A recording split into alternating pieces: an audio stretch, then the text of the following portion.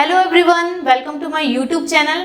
आज हम लोग बात करेंगे पुरुषों में जो प्रोस्टेट ग्लैंड का बढ़ना होता है, एनलार्जमेंट होता है, तो उस केस में उनको क्या अपनी डाइट पे रखना चाहिए, क्या चीज़ अपने डाइट से अवॉइड करना चाहिए। शुरुआत करते हैं आज के टॉपिक से। तो सबसे पहला है उन्हें क्या क्या चीज़ खाना चाहिए। इसमें सबसे पहला पॉइंट है सैल्मन फिश। सैल्मन फिश जो होता है वो सबसे ज़्यादा फैटी एसिड प्रेजेंट होता है, उसमें हाई अमाउंट में फैट प्रेजेंट होता है, प्लस साथ में उसमें ओमेगा 3 नाम का फैटी एसिड प्रेजेंट होता है। ओमेगा 3 जो होता है वो आपके प्रोस्टेट ग्लैंड का जो बढ़ा हुआ स्तर है उसको नॉर्मल लेवल में लेके आएगा और प्रोस्टेट ग्लैंड को बैलेंस करने में हेल्प करता है। दूसरा पॉइंट, टोमेटोस, टमाटर। टमाटर बहुत ही हेल्दी है आपके प्रोस्टेट ग्लैंड के लिए। आप जितनी ज़्यादा मात्रा में टमाटर खाएंगे उतनी ही ज़्यादा आपको बेनिफिट होगा और आपका प्रोस्टेट ग्लैंड को स्वस्थ रखने में हेल्प होगा। टोमेटो में लाइकोपीन करके एक एंजाइम होता है।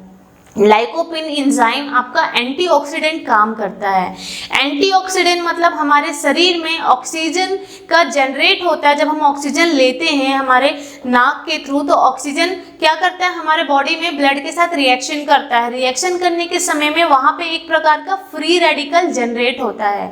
फ्री रेडिकल हमारे शरीर के एक एक ऑर्गन को डैमेज करता है। तो जो टोमेटो में जो लाइकोपीन प्रेजेंट होता है वो फ्री रेडिकल्स को जनरेट होने के लिए रोक देता है, वो जनरेट होने नहीं देता है, जिससे हमारे सेल में, हमारे बॉडी के एक एक ऑर्गन में जो एक्स्ट्रा सेल ग्रोथ हो रहा है वो रिड्यूस हो जाएगा।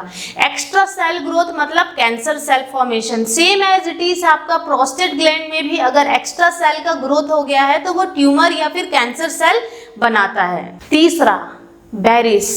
बेरीज स्ट्रॉबेरी हो गया, ब्लूबेरी हो गया, ब्लैकबेरी हो गया, वैराइटीज ऑफ बेरीज होते हैं। बेरीज का डाइट आपके लिए बहुत एसेंशियल है। प्रोस्टेट ग्लैंड जो बढ़ा हुआ है उसको श्रिंक करने के लिए बहुत हेल्पफुल होता है। बेरीज जो होता है उसमें एक प्रकार का एंटीऑक्सीडेंट्स प्रेजेंट होता है, जो सेम मैंने बताया अभी कि फ्री रेडिकल जो जनरेट होते हैं जिसकी वजह से सेल का ग्रोथ होता है और कैंसर बनता है, तो उसको वो रिड्यूस करने में हेल्प करते हैं। और स्पेशली प्रोस्टेट ग्लैंड एनलार्जमेंट में ये बहुत ही ज़्यादा फायदेमंद है, क्योंकि जो बेरीज है वो आपके एंटीऑक्सीडेंट्स के काम करते हैं और एंटीऑक्सीडेंट्स आपका सेल ग्रोथ नहीं कराता है। नेक्स्ट है नट्स। नट्स जो होते हैं जिसमें बहुत ज़्यादा मात्रा में आयरन, जिंक और कुछ ट्रेस मिनरल्स एलिमेंट्स प्रेजेंट होते हैं।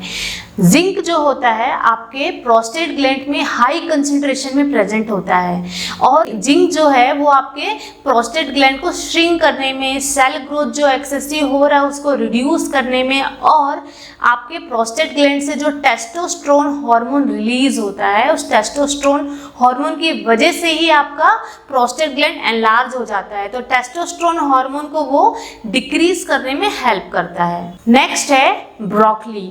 ब्रोकली इजीली मार्केट में अवेलेबल हो जाएगा। ब्रोकली में और वैराइटीज होते हैं जैसे कैलीफ्लावर हो गया, पत्ता गोभी हो गया, कैबेज हो गया।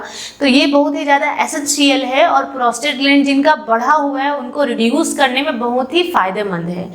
ब्रोकली में सल्फोराफेन करके एक एंजाइम पाया जाता है। सल्फोराफेन एंजाइम आपके जहाँ जहाँ टारगेटेड सेल ग्रोथ हो रहा है, मतलब प्रोस्टेट ग्लैंड के बाहर में जो सेल कोशिकाओं का एक्सेसिव ग्रोथ हो गया है उसको वो अटैक करता है और उस सेल ग्रोथ को रिड्यूस करके आपके प्रोस्टेट ग्लैंड को हेल्दी बनाए रखता है। पांचवा है सिट्रस फ्रूट।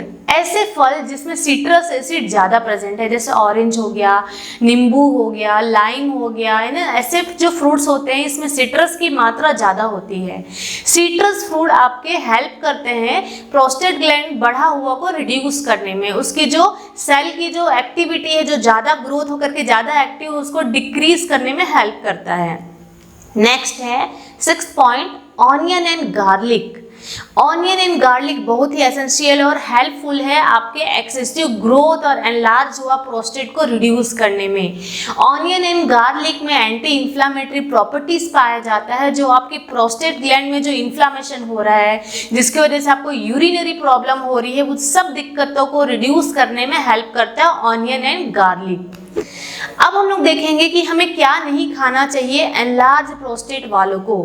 तो ऐसे पदार्थ जिसे बढ़ा हुआ प्रोस्टेट ग्लैंड वाले लोग नहीं खा सकते, उनमें सबसे पहला है रेड मीट, लाल मांस।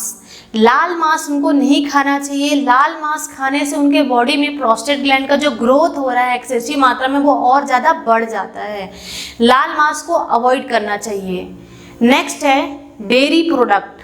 डेयरी प्रोडक्ट में जैसे हो गया दूध, घी, चीज, बटर, ये सारे चीज प्रोस्टेट ग्लैंड को एनलार्ज करने में ज़्यादा हेल्पफुल करते हैं, वो जल्दी से जल्दी एनलार्ज कराते हैं, तो उनको ये सब चीज नहीं खाना चाहिए। तीसरा है कैफीन। कैफीन मतलब कॉफी से रिलेटेड प्रोडक्ट। ऐसा माना जाता है और ऐसा प्रूफ है कि कैफीन में डायूरेटिक्स प्रोडक्ट प्रॉपर्टीज होते हैं। तीसरा है कैफीन। कैफीन मतलब कॉफ़ी से रिलेटेड प्रोडक्ट, जिसमें टी में भी कैफीन प्रेजेंट होता है, कॉफ़ी में भी कैफीन प्रेजेंट होता है, तो टी और कैफीन से रिलेटेड थिंग्स को आपको अवॉइड करना चाहिए, क्योंकि ऐसा माना जाता है इसमें डायूरेटिक्स प्रॉपर्टीज प्रेजेंट होता है, मतलब जो ज़्यादा से ज़्यादा यूरिन करवाने का काम करता है, क्योंकि बीपीएच एक ऐसी बीमारी है जिसमें पेशेंट को यूरिन से रिलेटेड दिक्कत होती है, उसे बार बार यूरिन होता है, यूटीआई होता है और यूरिनरी सिम्टम्स दिखते हैं, तो कैफीन को अवॉइड करना चाहिए। कैफीन बिल्कुल ना लें। जितना जल्दी आप कैफीन को कट करेंगे आपको यूरिनरी सिम्टम्स रिड्यूस होगा और बीपीएच बीमारी से मतलब बिनाइन प्रोस्टेट हाइपरप्लेसिया, जो कि प्रोस्टेट का एनलार्जमेंट हो जाता है, उसे बीपीएच कहते हैं, तो उससे राहत मिलेगी। नेक्स्ट है आपका अल्कोहल। अल्कोहल जितना जल्दी आप कट डाउन करेंगे, मतलब खत्म करेंगे अल्कोहल लेने के लिए, आपका बॉडी में जो बीपीएच हुआ है, आपको प्रोस्टेट इंक्रीज हुआ है, एनलार्ज हुआ है, वो सब रिड्यूस होगा और आप हेल्दी महसूस करेंगे और आपका प्रोस्टेट भी हेल्दी रहेगा। नेक्स्ट है सोडियम इंटेक। सोडियम की मात्रा कम करना चाहिए, क्योंकि सोडियम जो होता है हमारी यूरिनरी सिम्टम को इंक्रीज करता है, यूरिन का प्रोडक्शन ज़्यादा करवाता है, तो अगर आपको प्रोस्टेट एनलार्जमेंट है तो आपको सोडियम की मात्रा को कम करना चाहिए, नमक कम खाना चाहिए, सोडियम से रिलेटेड फूड्स नहीं खाने चाहिए, अवॉइड करना चाहिए। जितना आप नमक कम खाएंगे आपके प्रोस्टेट हेल्दी और फिट एंड फाइन रहेंगे। Thank you so much for watching my this video.